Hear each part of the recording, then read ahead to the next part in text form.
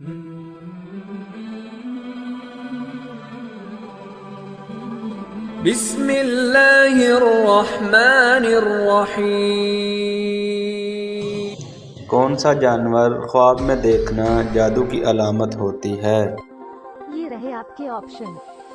सांप को देखना, कुत्ते को देखना, हाथी को देखना, मुर्गे को देखना।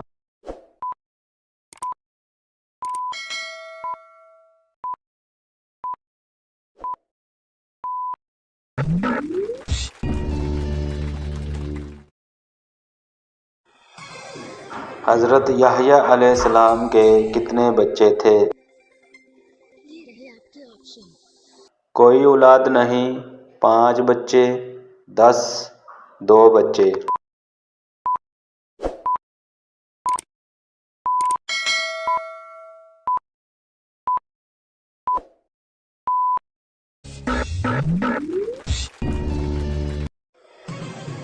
आसमान में कितने नबी जिंदा हैं? ये रहे आपके ऑप्शन। 3, 2, 5, 4।